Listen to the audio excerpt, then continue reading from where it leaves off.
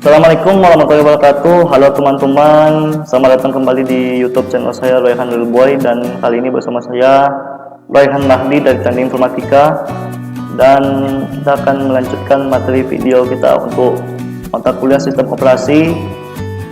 Kita akan masuk pada bagian kuis pertama. Nah, jadi di sini saya akan membahas mengenai soal nomor 1 dan soal nomor 5. Oke, langsung saja kita mulai pembahasan untuk soal nomor 1. Soal kuis nomor 1.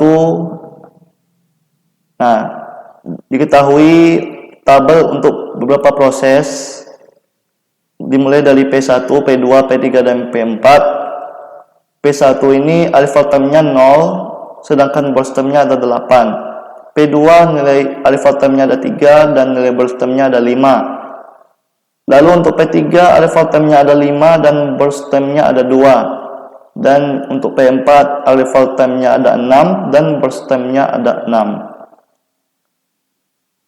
Nah, jadi dari kesekian tabel tersebut yang ditanya adalah hitunglah rata-rata waktu tunggu pada algoritma tersebut ya, menggunakan penjadwalan round robin dengan quantum time 3 second. Nah, jadi round robin ini dia memakai siklus waktu karena dia memakai time quantum. Oke. Untuk penjelasannya kita lihat. Nah, ini adalah tabelnya. Kita cek dulu time quantumnya di sini. Jadi pada waktu 0, P1 masuk ke antrian. Begitu juga dengan P2, P3, dan P4 antri secara bersamaan. Karena P1 yang datang duluan, maka P1 ini langsung dikerjakan. Karena nilai borstemnya ada 8, maka dia dibagi lagi. Sehingga P1 disimpan ke ready queue. Lalu P2 dijalankan, sedangkan P3 dan P4 tetap antri, dan P1 menyisakan 5 proses lagi. Nah, jadi P2 dijalankan sampai waktu yang ke-6 karena time quantumnya cuma ada 3. Setelah itu baru P3. P3 ini nilai borstemnya cuma hanya 2. P4 antri juga, P1 masuk ke ready queue ya, masih ada 5 proses, dan P2 menyisakan 2 proses lagi. Jadi P3 ini cuma ada 2 waktu, 2 second ya. Berarti ini langsung habis di waktu yang ke-8.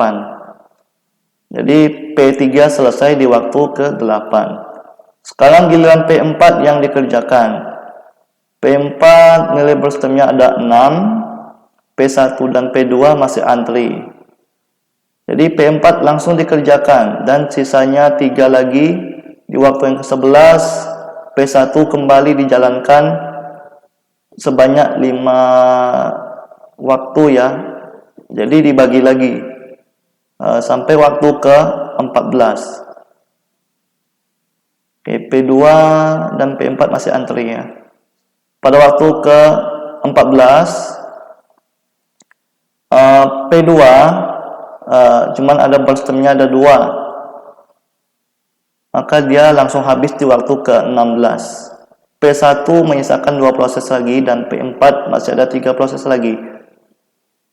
Oke, jadi P2 habis di waktu ke-16. Setelah itu P4 menyisakan 3 proses lagi, dan P1 masih ada 2 proses lagi. Maka P4 akan selesai di waktu ke-19, dan sisanya adalah P1 selesai di waktu ke-21. Saat P2 ini sedang dijalankan, maka P3 ini tetap masuk. Lalu setelah time quantumnya bergantian, maka P3 nya langsung dieksekusi. Oke, jadi kita lihat waktu tunggu untuk masing-masing proses. P1 ini dia masuk ke antrian pada waktu 0. Kemudian ya masuk ke ready queue di waktu yang ketiga, dan dijalankan pada waktu yang ke-11. Sehingga 11 dikurang 3 sama dengan 8. Kemudian P1 dijalankan kembali, ya disimpan lagi ya di waktu ke-14 dan dijalankan kembali di waktu ke-19. Sehingga 19 per 4 sama dengan 5. Jadi totalnya 8 ditambah 5 sama dengan 13. Lalu untuk P2 ini karena arrival time-nya ada masuk ke waktu ketiga, dan P2 ini dijalankan pada waktu yang ketiga. Lalu P2 masuk ke antrian lagi pada waktu ke-6 ke ready queue dan kembali dijalankan pada waktu ke-14. Hingga P2 sama dengan 3 dikurang 3. Karena dia ada time-nya ada 3 ya, maka 3 dikurang 3 ditambah 14 kurang 6 sama dengan 8. Untuk P3 ini 6 dikurang 5. Karena P3 ini dijalankan pada waktu yang ke-6, sedangkan P3 sendiri masuk ke antrian pada waktu yang ke-5. Sehingga 6 dikurang 5 sama dengan 1. Lalu untuk P4 masuk ke antrian pada waktu ke-6 dan dijalankan pada waktu yang ke-8. Hingga 8 dikurang 6 ya. Ditambah 16 kurang 11. Karena P4 ini kembali masuk ke ready queue pada waktu ke-11 dan dijalankan sisanya pada waktu ke-16. Jadi P4 sama dengan 8 dikurang 6 ditambah 16 kurang 11 sama dengan 7. Kita totalkan semuanya ada 29 dibagi 4 sama dengan 7,25 satuan waktu. Nah, jadi begitulah ya cara untuk menghitung rata-rata waktu tunggu dengan menggunakan round robin. Sekarang kita lihat ke pembahasan soal nomor 5. Nomor 5 disediakan beberapa tabel.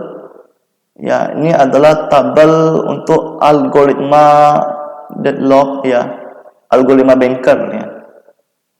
Yang ditanya, yang akan dibahas pada soal ini ialah apakah proses pada sistem ini berada dalam keadaan selamat? Jika tidak, maka dijelaskan. Jika iya, tuliskan urutan prosesnya dan bagaimana nilai matriks need yang baru serta tahapan prosesnya. Oke, kita lihat. Untuk pembahasan pertama ini disediakan tabel. Ini ada tabelnya. Yang kita lihat lagi ketentuannya, nilai need harus lebih kecil daripada available jika ingin melanjutkan ke proses berikutnya ya, kalau selamat. Kalau nilai need-nya lebih besar daripada available, maka prosesnya tidak akan bisa dijalankan. Kita lihat. Untuk P0 nilai need-nya 743, available-nya 230. Ini berarti P0 tidak bisa dijalankan karena gagal. Nah, kita lihat P1. P1 nilai need-nya 020 dan available-nya yang sementara 230. Berarti ini bisa dijalankan dan dibuat available yang baru. 230 ditambah 302 sama dengan 532. Ini untuk available yang baru. Kita lihat P2. P2 nilai need-nya ada 600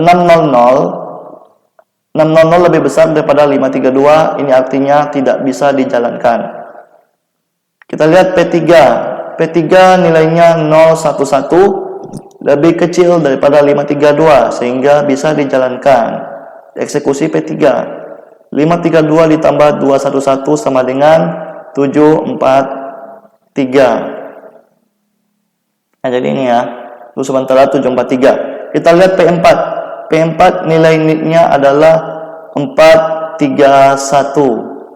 431 ini lebih kecil daripada 743 sehingga bisa dijalankan. 743 ditambah 002 untuk P4. Berarti available yang baru 745. Kita lihat karena P0 tadi gagal, kita kembali mengulang ke P0. P0 tadi nilai NIT-nya 743. 743 lebih kecil daripada 745. Berarti ini bisa dijalankan. 745 ditambah 010 sama dengan 755. Kita cek lagi P2. Karena P2 sebelumnya tadi gagal, maka 600 lebih kecil daripada 755. Berarti bisa dijalankan. Sehingga P2 langsung dieksekusi. 755 ditambah 302 sama dengan 1057.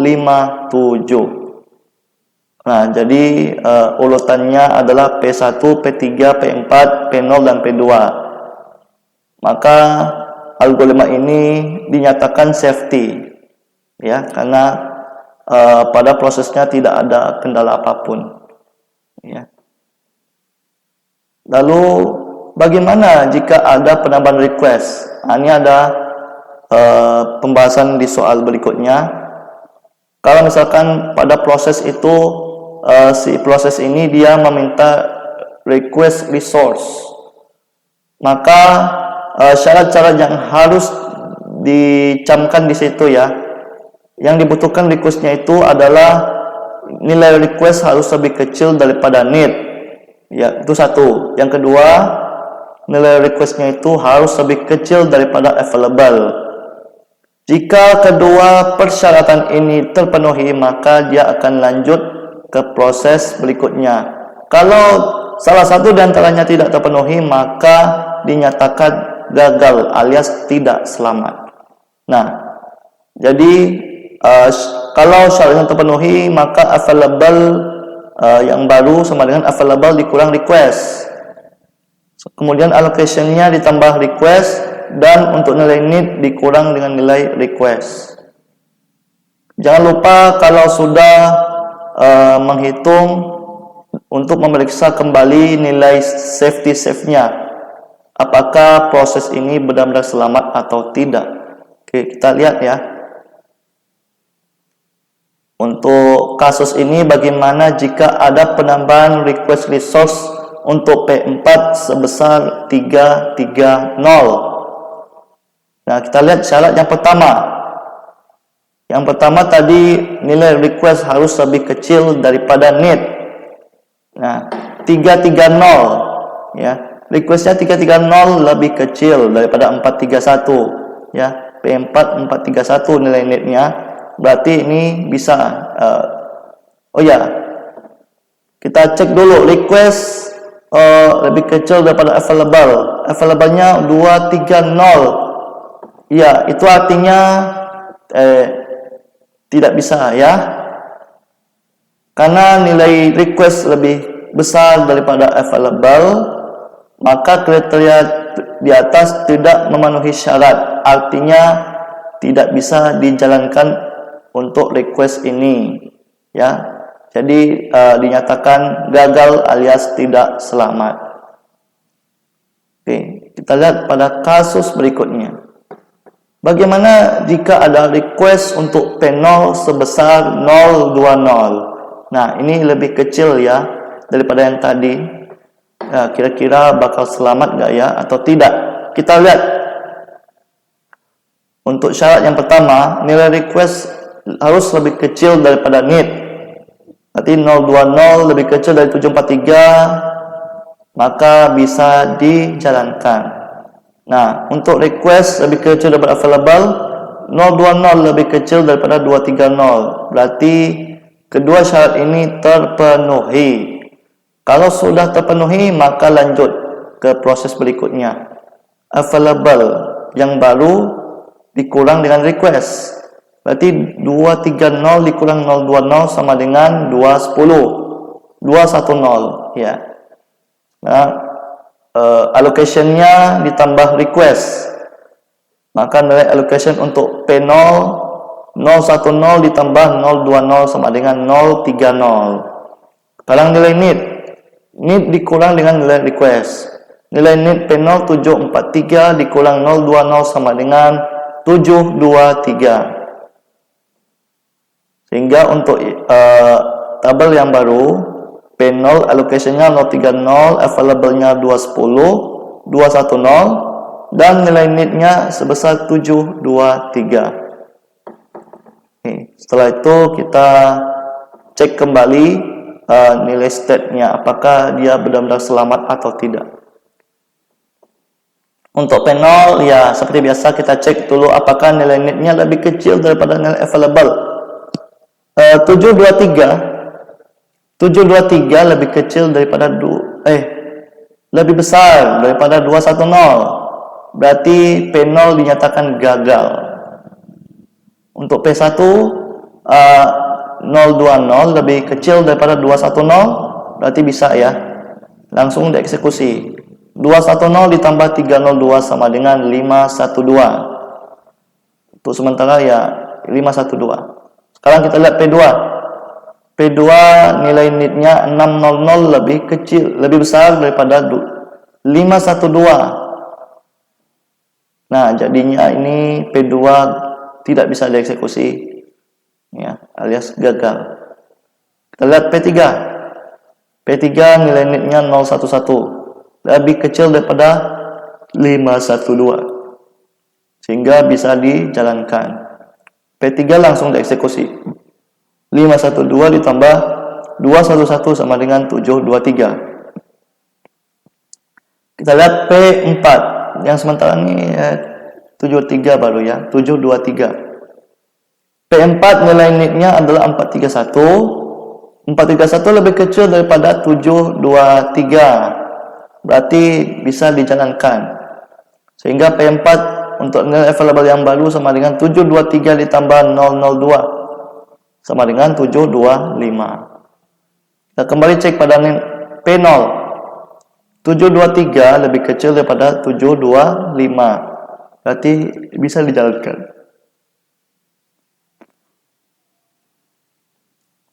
P0 sama dengan 725 ditambah 030. Ya, available yang baru sebesar 755. Kembali cek P2.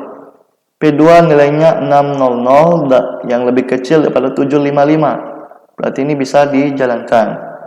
Maka untuk available yang baru 755 ditambah 302 sama dengan 1057. Nah, jadi syarat ini terpenuhi dan seluruh state-nya berjalan secara aman, sehingga algoritma ini telah memenuhi kriteria safety alias selamat. Dan untuk urutan prosesnya ya dari P1 kemudian P3, P4, P0 dan P2. Baik, cukup sekian untuk video materi sistem operasi hari ini. Saya mengingatkan buat teman-teman ya untuk selalu subscribe di YouTube channel saya Raihan Little Boy. Jangan lupa tetap memberikan like dan komentar yang positif serta tetap semangat puasanya ya.